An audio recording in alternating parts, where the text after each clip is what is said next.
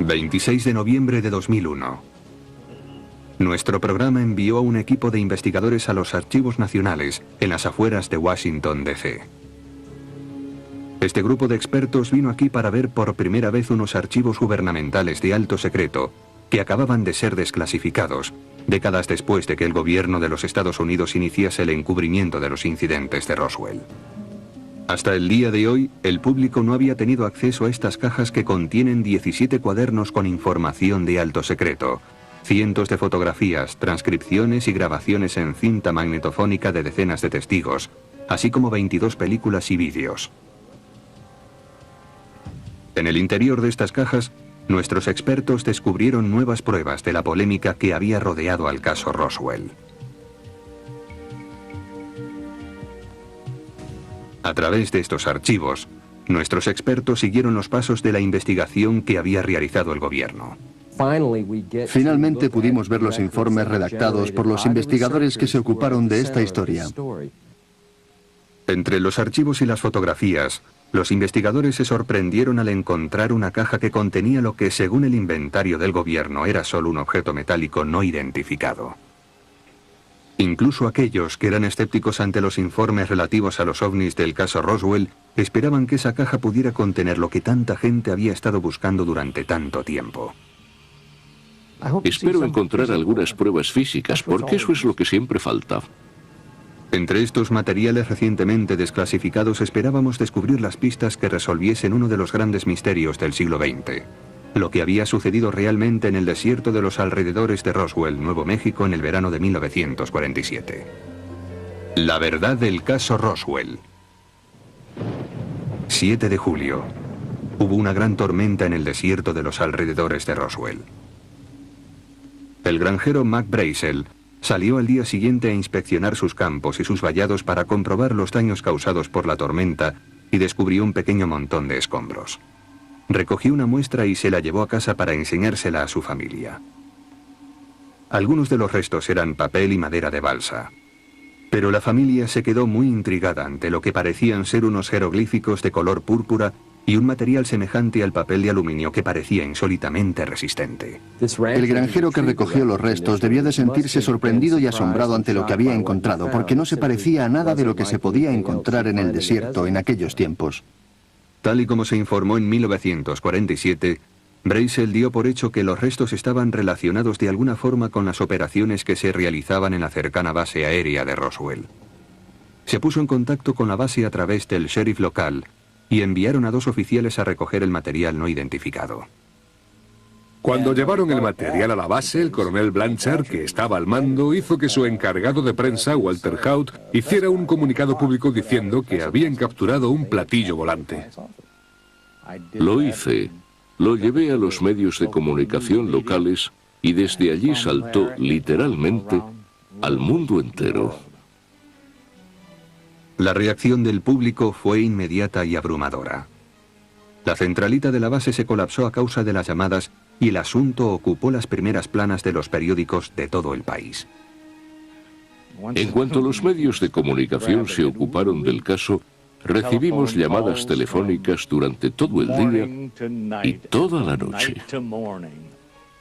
El caso despertó un interés tremendo por parte del gobierno y de los militares. Pensaban que la gente había visto algo real, algo que había invadido nuestro espacio aéreo, y estaban muy preocupados por ello. Al cabo de pocas horas el material fue trasladado en avión a Fort Worth, Texas, para que fuese inspeccionado por expertos de alta graduación de las fuerzas aéreas. El general de brigada Roger Ramey examinó los restos. Inmediatamente desmintió el comunicado de prensa original negando que el material hallado perteneciese a un platillo volante. Dijo que el papel de aluminio y la madera de balsa eran los restos de la pantalla de radar de un globo sonda que había caído a tierra. Y ahí fue donde comenzó el desacuerdo sobre el incidente de Roswell. Para algunos la confusión en la identificación de los restos era un simple error, pero otros no se tragaban la nueva y mejorada historia de las fuerzas aéreas. Yo pienso que estaban tratando de ocultar unos materiales que se habían encontrado y que les resultaban completamente nuevos y desconocidos. Años más tarde, la autenticidad de los restos expuestos por Ramey dio motivo a un acalorado debate dentro de la comunidad de los ufólogos. ¿Eran realmente el papel de aluminio y la madera de balsa que había encontrado Mac Brazel? ¿O los había sustituido el gobierno como parte de un encubrimiento? Sin duda fue un encubrimiento. Se ocultó todo lo que ocurrió en Roswell en julio de 1947, aunque no tenía nada que ver con que se hubiera estrellado un platillo volante. En 1947, el año de las primeras supuestas apariciones de ovnis en Roswell, la Guerra Fría estaba empezando a calentarse. A las fuerzas aéreas les preocupaba que los informes sobre ovnis pudieran significar una grave amenaza para la seguridad nacional procedente de la Unión Soviética o incluso de otro planeta. Así que en 1949 comenzaron a investigar a fondo las apariciones de ovnis en lo que se llamó Proyecto Libro Azul. We have also talked to some people who have claimed to have contacted beings from outer space. La principal preocupación de las fuerzas aéreas era la posibilidad de un ataque soviético por sorpresa. Les preocupaban los ovnis, especialmente en 1952. Y la idea de que los soviéticos pudieran aprovechar la creencia de los americanos en los platillos volantes para ocultar sus preparativos de un ataque a los Estados Unidos. El proyecto Libro Azul no fue la única investigación sobre los ovnis llevada a cabo por el gobierno en los años 50. La CIA hizo sus propias investigaciones y llegó a la conclusión de que no existía ningún tipo de amenaza. Pero en vez de hacer públicos sus hallazgos, la CIA utilizó los informes sobre apariciones de ovnis para confundir deliberadamente a la opinión pública americana con el fin de proteger el secreto mejor guardado de la agencia, el avión espía U-2. La CIA durante muchos años estuvo probando sus propios aviones espía, que querían mantener en secreto tanto ante el público americano como ante sus enemigos, y colaboraron con las fuerzas aéreas para confundir a la opinión pública respecto a las supuestas apariciones de naves extrañas. La CIA trató de desviar el interés de sus aviones espía de alto secreto, animando al público a pensar en ellos como objetos voladores no identificados. Cada vez que informaban que habían visto un U-2, la CIA declaraba que era un ovni, cuya presencia explicaban luego como ilusiones ópticas causadas por fenómenos naturales. En muchos casos, las explicaciones que daban eran tan ridículas que perpetuaban el mito de que el gobierno mentía y ocultaba algo.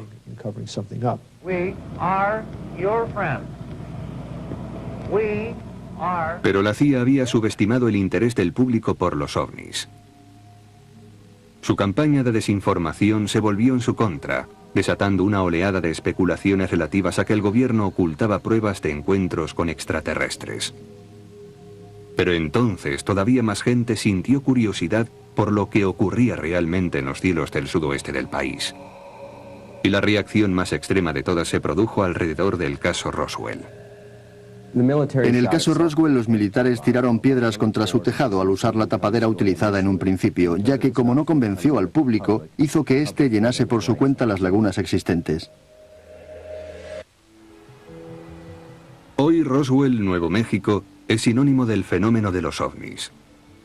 Para las fuerzas aéreas de los Estados Unidos se ha convertido en una pesadilla en el campo de las relaciones públicas, ya que ha despertado sospechas y desconfianzas entre el público americano.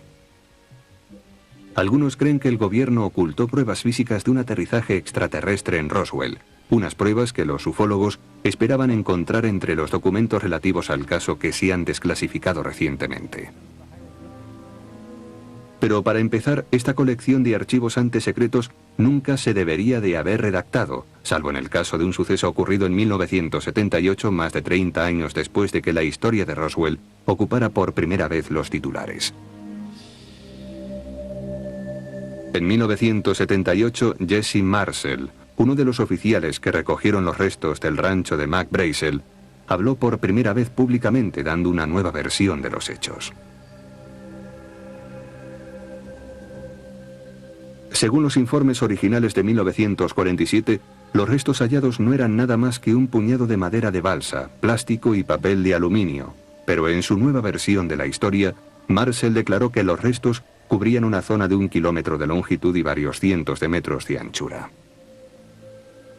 En su relato actualizado, Marcel contradijo la explicación de las fuerzas aéreas respecto a que se trataba de los restos de un globo sonda caído a tierra, y especuló con la idea de que pudieran ser los restos de una nave extraterrestre que se hubiese estrellado. Los ufólogos empezaron de inmediato a investigar esta historia en profundidad. Viajaron a la ciudad de Roswell y al cercano aeropuerto siguiendo el rastro de los protagonistas del suceso y de sus parientes y amigos. Entonces, se empezó a crear una nueva imagen de la historia. En el relato actualizado, los 2 oficiales de la base aérea de Roswell que fueron a recoger los restos iban acompañados por un pelotón de soldados que acordonaron y peinaron la zona, recogiendo enormes cantidades de pruebas que fueron transportadas en camiones hasta la base de Roswell, donde se rodearon de fuertes medidas de seguridad. Según esta nueva historia, grandes cantidades de estos restos fueron transportadas en aviones militares hasta un destino secreto.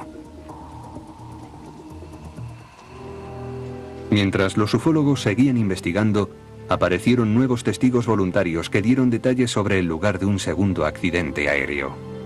Entre ellos estaba Gerald Anderson, que en aquel momento tenía 5 años. Anderson contó la fantástica historia del descubrimiento que hizo con su padre y su tío mientras estaban buscando rocas en el desierto cerca de Socorro, Nuevo México, a unos 300 kilómetros de Roswell.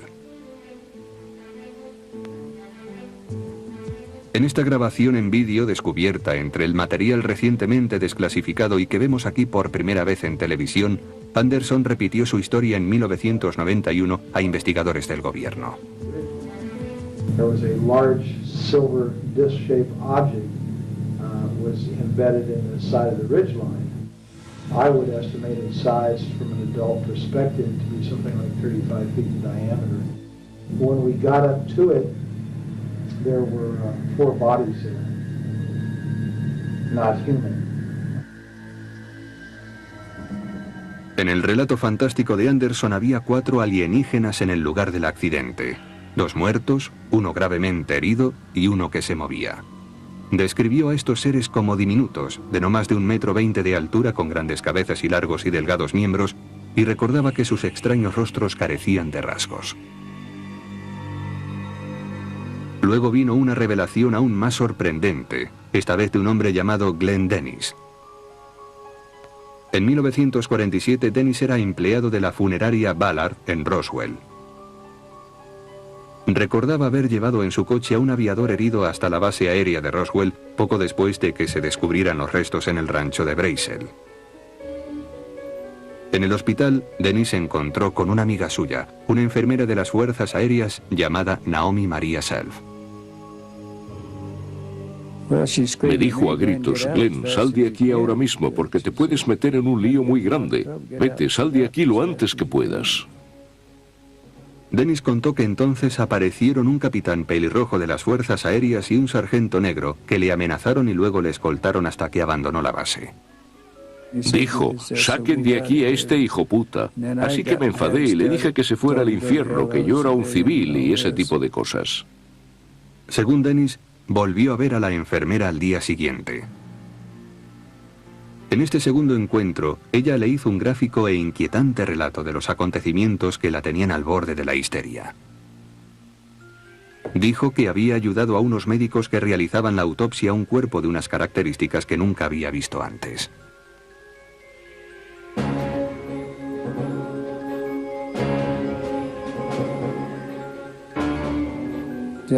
Solo tenía los 2 orificios nasales. La boca tenía un tamaño de 2,5 centímetros y no tenía ni dientes ni lengua. Según la descripción de la enfermera, los cuerpos estaban quemados y mutilados, lo cual es típico de un accidente aéreo, y desprendían un fortísimo olor que acabó por obligar a los médicos a abandonar las autopsias. Evidentemente, la enfermera estaba muy traumatizada. Hizo un dibujo del cuerpo que había visto e inmediatamente lo destruyó, sin parar de mirar a su alrededor por si alguien la oía. Poco tiempo después, Dennis trató de ponerse en contacto con ella y no la encontró. La habían trasladado.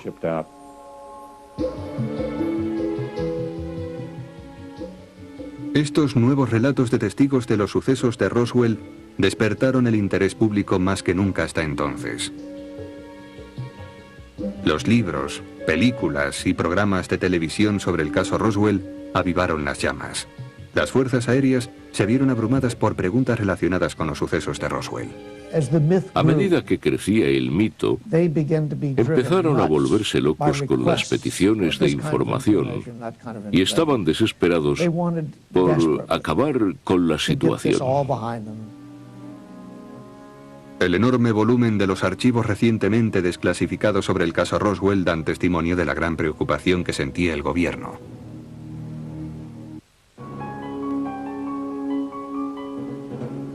Cuando los investigadores estudiaban el material recientemente desclasificado del caso Roswell, descubrieron unos diarios llenos de detallados registros relacionados con un proyecto de alto secreto que se llevaba a cabo en 1947. Estos documentos proporcionaron pruebas de primera mano acerca de un proyecto que el gobierno mantuvo oculto durante cerca de 50 años, hasta que este informe sobre los incidentes de Roswell fue publicado en 1995. En este informe, las fuerzas aéreas revelaban por primera vez el proyecto y admitían que la historia del globo sonda era de hecho una tapadera.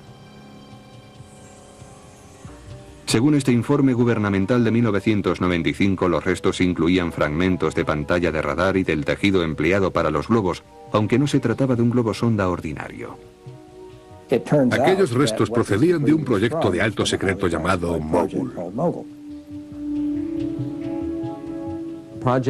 El proyecto Mogul era un experimento secreto, un intento para vigilar las pruebas nucleares soviéticas con micrófonos y aparatos de escucha instalados en globos que volaban a gran altura. Las filmaciones gubernamentales desclasificadas muestran que, a diferencia de los globos sonda más pequeños, el proyecto Mogul utilizaba varios globos de gran tamaño unidos entre sí, formando un largo tren que una vez en el aire llegaba a medir hasta 195 metros de longitud. El globo del proyecto Mogul era tan alto como el monumento a Washington. Estaba formado por unos 20 globos sonda de goma. Había 4 o 5 reflectores de radar. Había un lastre, había una boya de sonar para detectar las señales. Era el objeto de construcción humana más grande que había en esa época en Nuevo México. Según el informe original del gobierno, lo que Mac Brazel encontró en sus tierras eran los restos de uno de los globos del proyecto Mogul.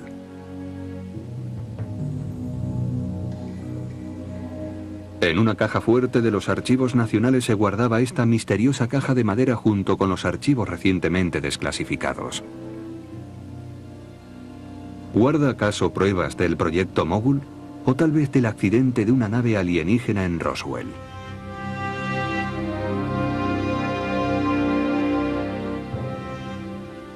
Ahora podemos ver la estructura de madera de balsa y papel y el brillante material parecido al papel de aluminio que intrigó a tantos testigos cuando el general Ramey lo exhibió por primera vez en 1947.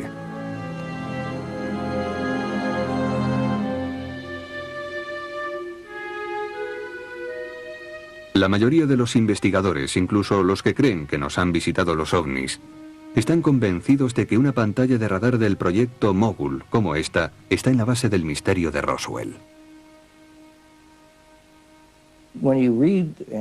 Cuando escuchas o lees las descripciones de los testigos, de la gente que vio este material y de la gente que lo manipuló, lo que describen y lo que sabemos que se utilizó en el proyecto Mogul coincide a la perfección. Otros, sin embargo, siguen dudando que las fuerzas aéreas hayan revelado todo lo que saben del caso. En el informe redactado decían que los restos pertenecían a un globo del proyecto Mogul clasificado como alto secreto, pero ahí no se acaba la historia porque no se ocuparon de todos los hechos, solo de los que consideraron que eran consecuentes con su teoría del proyecto Mogul. Al revelar los detalles del proyecto Mogul en su informe de 1955, las fuerzas aéreas habían esperado dar carpetazo al caso Roswell. Sin embargo, plantearon aún más preguntas sobre lo que ocurrió en el desierto de los alrededores de Roswell, Nuevo México, en verano de 1947, y sobre los demás secretos que pudiera estar ocultando todavía el gobierno. ¿Dónde estaban los restos? ¿Dónde estaban los cuerpos de los alienígenas descritos por tantos testigos presenciales? Así que las fuerzas aéreas decidieron preparar un segundo informe más detallado y extenso que se ocupase de otras historias extrañas y fantásticas que rodean al caso Roswell. El segundo informe del gobierno fue un regalo para los investigadores ufólogos y para los especialistas en seguridad nacional.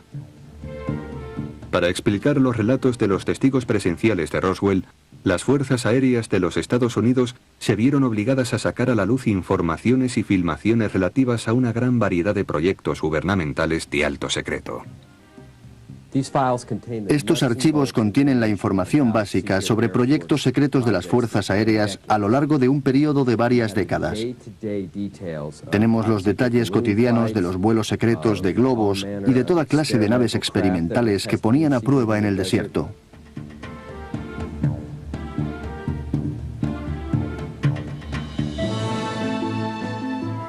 La parte principal del segundo informe de las fuerzas aéreas estaba dedicada a la operación High Dive, un proyecto de alto secreto desarrollado durante los años 50.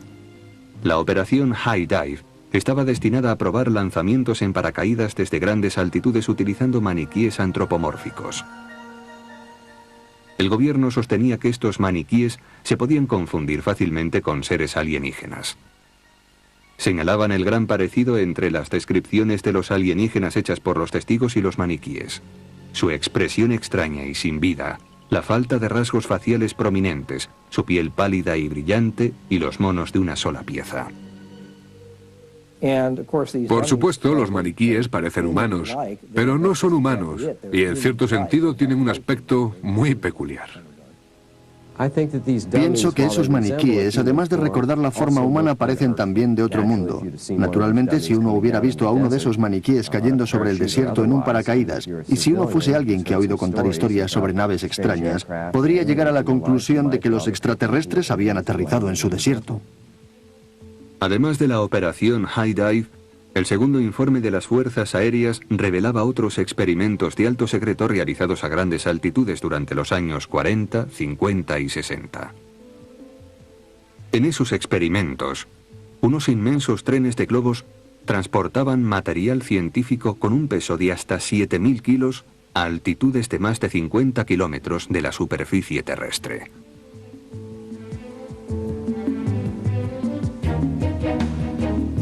Como se ven en estas filmaciones recientemente desclasificadas, los globos de grandes altitudes se utilizaban también para probar el reingreso en la atmósfera de prototipos de la NASA.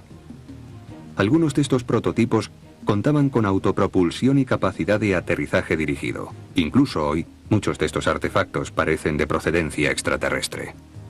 En los años 40 e incluso en los 50, la mayoría de la gente conocía a los aviones por los noticiarios cinematográficos en los que se veía a las estrellas de cine subiéndose a un DC-3. Tenían una idea muy clara de lo grande que era un avión y sabían que tenía unas grandes alas y unas hélices. Ese era su punto de referencia de lo que debía ser un avión.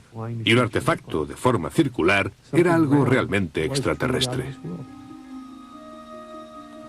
Un globo flotando a 3.000 pies de altura es un objeto inmenso. En potencia tiene varias decenas de metros de diámetro. Además, puede parecer que los globos se mantienen inmóviles en el aire, y si se encuentran con una fuerte corriente de aire parecen arrancar de pronto a más de 150 kilómetros por hora. De modo que la gente veía un objeto muy exótico, con forma de disco, moviéndose de una forma en la que jamás se movería un avión, y el que lo veía naturalmente decía que había visto un platillo volante. El segundo informe de las fuerzas aéreas ofrecía algunas explicaciones plausibles para muchos de los elementos más estrafalarios de los relatos de testigos presenciales en Roswell. ¿Pero era realmente un informe completo de las actividades gubernamentales de alto secreto? ¿O seguían ocultando pruebas que podrían arrojar luz sobre el caso? A continuación, veremos cómo unos expertos independientes revelan nuevas pruebas acerca de algunos proyectos de alto secreto que podrían explicar los aspectos más polémicos de las declaraciones de los testigos. En las semanas que siguieron a la desclasificación de los documentos gubernamentales sobre los famosos incidentes de Roswell, los expertos de nuestro programa examinaron el contenido de las 11 cajas de archivos, filmaciones y fotografías. Buscaban pruebas que pudieran ayudar a explicar las muchas y fantásticas declaraciones que sostenían que unas naves extraterrestres se habían estrellado en Roswell en el verano de 1947. Unas declaraciones de las que no se da cuenta totalmente en ninguno de los dos informes oficiales de las Fuerzas Aéreas. Pero mientras nuestros investigadores buscaban respuestas, se encontraron con nuevos misterios. En los archivos hay unas cuantas cosas difíciles de explicar, como por ejemplo un largo informe acerca de un consejo de guerra celebrado en la década de los 50.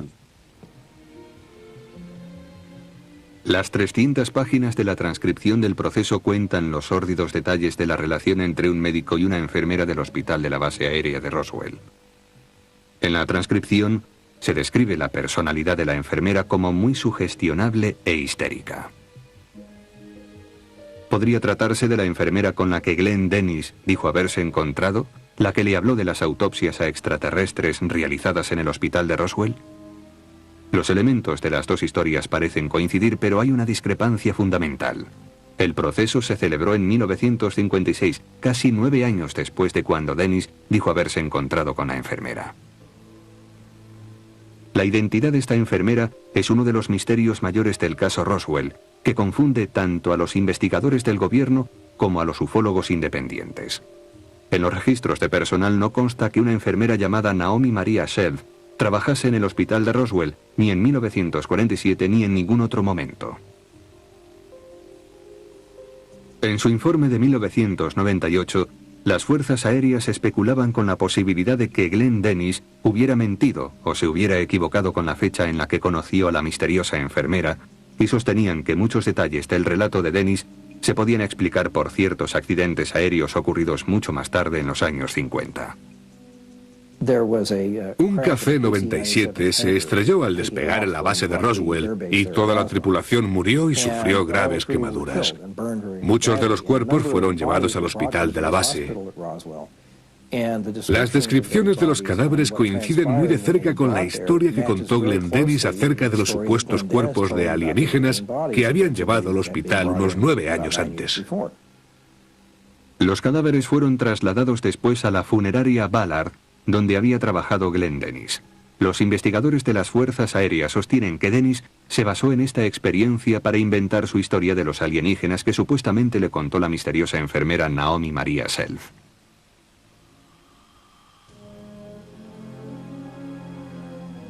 Según las Fuerzas Aéreas, otros detalles de la historia de Dennis se podrían explicar por un segundo accidente, el de un globo tripulado dentro de los experimentos del proyecto Excelsior, que tuvieron lugar a finales de los años 50 y principios de los 60. Tal y como se ve en estas filmaciones recientemente desclasificadas, el proyecto Excelsior estaba diseñado para estudiar los efectos sobre el organismo humano de un lanzamiento en paracaídas desde grandes altitudes. Los pilotos de las pruebas del proyecto Excelsior eran llevados hasta los límites mismos del espacio, hasta una altitud de más de 3.000 metros en barquillas abiertas desde las que se lanzaban en paracaídas.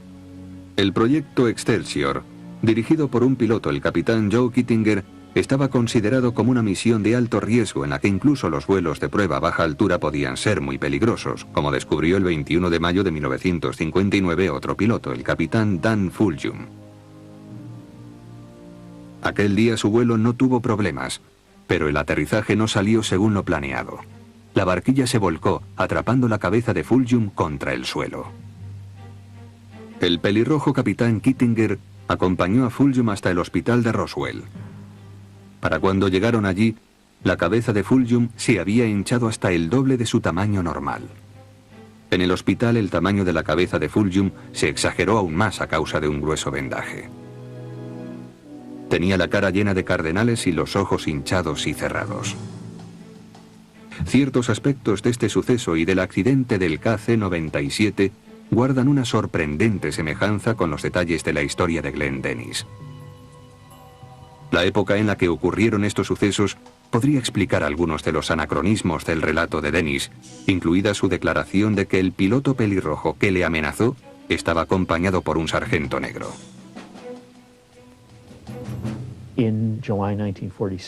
En julio de 1947, las Fuerzas Aéreas no estaban racialmente integradas, sino segregadas, igual que el resto de la sociedad norteamericana. Había unas cuantas unidades formadas exclusivamente por negros, de modo que era imposible que un oficial blanco tuviese bajo su mando a un sargento negro. Pero sería posible si se tratase de un suceso ocurrido más tarde, cuando en las fuerzas aéreas ya había integración racial.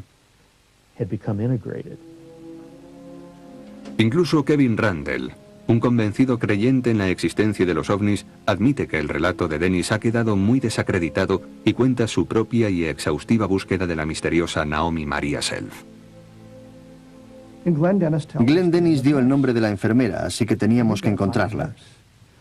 Estudiamos los archivos y comprobamos que su nombre no aparecía en el registro de personal ni en la guía telefónica de la base. Repasé todos los datos del año 1947 y no la mencionaban. Buscamos por todas partes y no encontramos una enfermera con su nombre en ninguna. Y la respuesta de Glenn Dennis a esta evidencia fue que no había dado el nombre verdadero de la enfermera. Así que todo se viene abajo. A pesar de las lagunas de la historia de Dennis, algunos investigadores ufólogos siguen sin aceptar las explicaciones que da el gobierno para las declaraciones de Dennis y de otros testigos.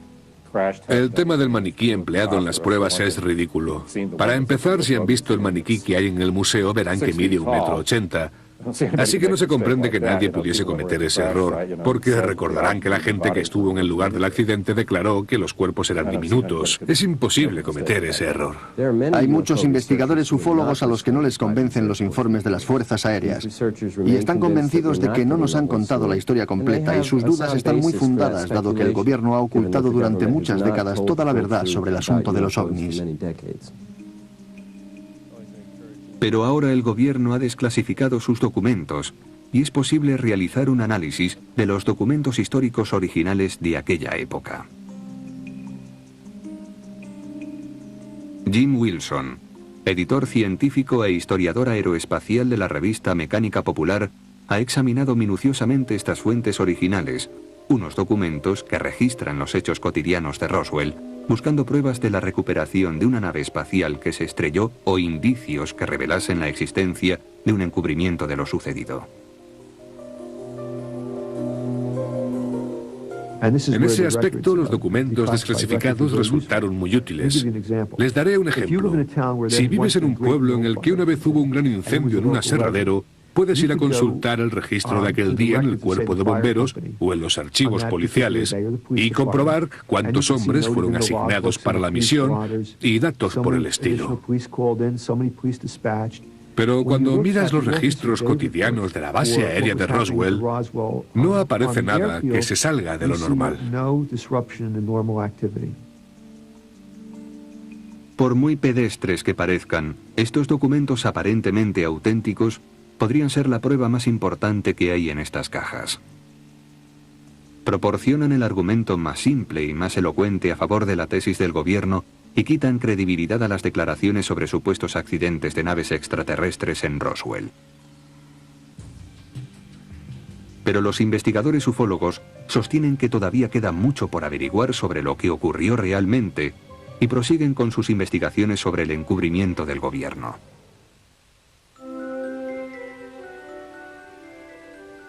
En su informe de 1998, las fuerzas aéreas citaron una serie de proyectos gubernamentales de alto secreto como posibles explicaciones a las supuestas apariciones de ovnis en Roswell, con la esperanza de dar por cerrado el caso. El informe de las fuerzas aéreas, Roswell, caso cerrado, es probablemente un poco prematuro. Por supuesto, no cierra el caso de todas las apariciones de ovnis. Y también descubrimos que hubo muchos proyectos relacionados con el fenómeno de los ovnis a los que no hacen referencia ni remotamente. Entre estos documentos y otros materiales recientemente desclasificados, nuestros expertos han encontrado muchas pruebas de otros proyectos gubernamentales de alto secreto.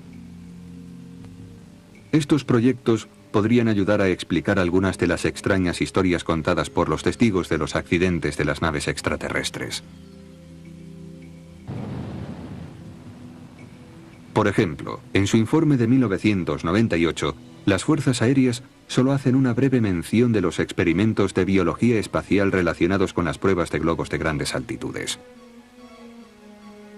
Pero un examen a fondo de los archivos gubernamentales revela que los experimentos con animales vivos eran una parte integrante de muchos programas de vuelos de prueba. Estos experimentos de biología espacial empezaron con animales como ratones y monos que enviaban a grandes alturas.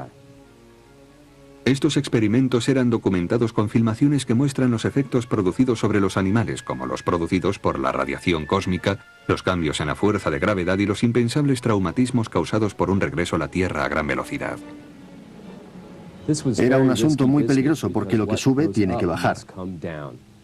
Muchos de estos animales murieron en el desierto como resultado de su participación en estos experimentos. Ciertos detalles del programa de biología espacial plantean nuevas preguntas. ¿Podrían ser que los alienígenas supervivientes vistos por los testigos fuesen en realidad primates utilizados en experimentos de biología espacial? Imagine que es un ciudadano que viaja por el desierto y se encuentra con un artefacto que se ha estrellado, con animales muertos en su interior, con monos vestidos con traje espacial. ¿De qué pensaría que se trata? El historiador aeroespacial Jim Wilson ha encontrado pruebas de otros varios proyectos de alto secreto que tampoco se han mencionado en los informes de las fuerzas aéreas. Entre ellos, hay un proyecto secreto en el que las fuerzas aéreas diseñaron un platillo volante de 12 metros de diámetro, un artefacto con la posibilidad de provocar un diluvio nuclear sobre la Unión Soviética. Pilotado por 4 hombres e impulsado por energía nuclear, el vehículo de reingreso lenticular estaba diseñado para ser puesto en órbita por un cohete a 500 kilómetros de la superficie terrestre.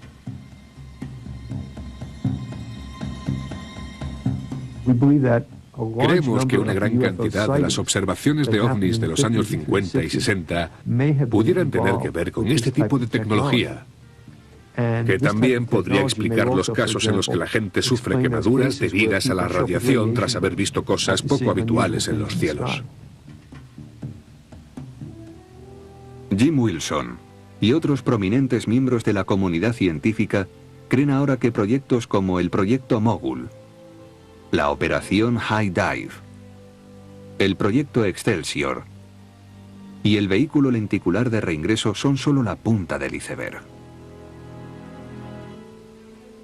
Predicen que el gobierno todavía tiene mucho más que revelar acerca de otros proyectos de alto secreto realizados sobre los cielos del desierto de Nuevo México a partir de los años 40. Así que, si bien el gobierno podría seguir encubriendo los hechos, es un encubrimiento que no tiene que ver con los extraterrestres y sí mucho que ver con el secreto militar. A pesar de la permanente controversia acerca del papel del gobierno en el caso Roswell, cada vez hay más expertos que están de acuerdo en una cosa, que probablemente no existen pruebas para demostrar la presencia de alienígenas en Roswell.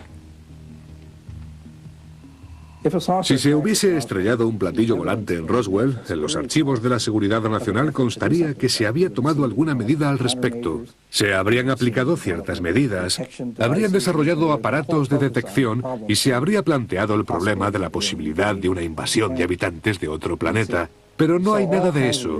Se tomaron medidas por valor de billones de dólares para hacer frente a amenazas terrestres y no se tomó ni una sola medida contra la posible amenaza de otro planeta.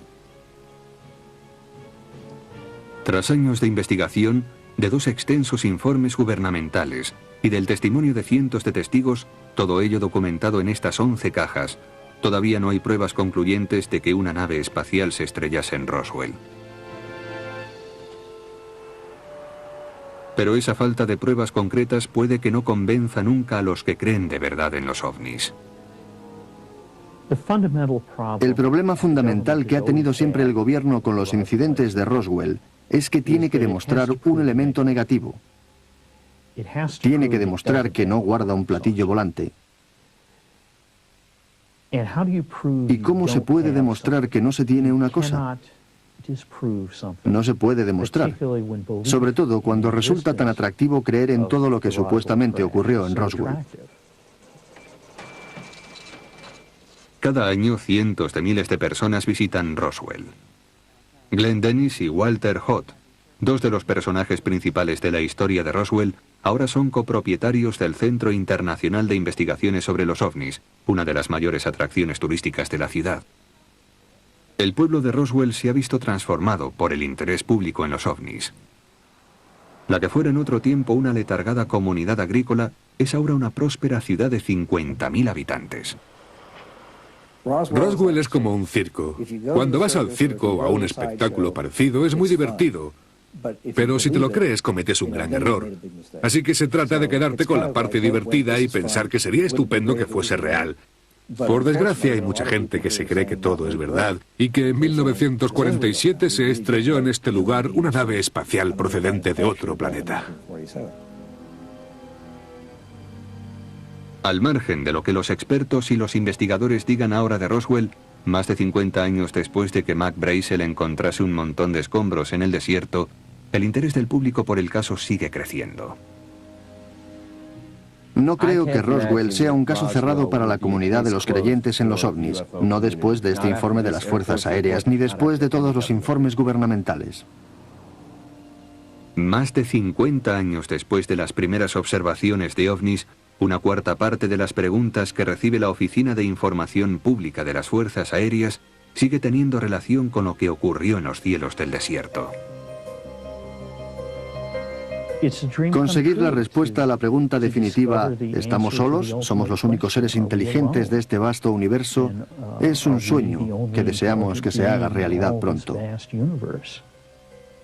Si los extraterrestres se estrellaron en Roswell, sería uno de los acontecimientos más importantes de la historia humana, porque de pronto nos enteraríamos de que no estamos solos en el universo. Roswell es un caso que no va a morir jamás. Creo que la mitología y la leyenda de Roswell han adquirido una vida propia y que ahora son más grandes y más fuertes que la propia realidad.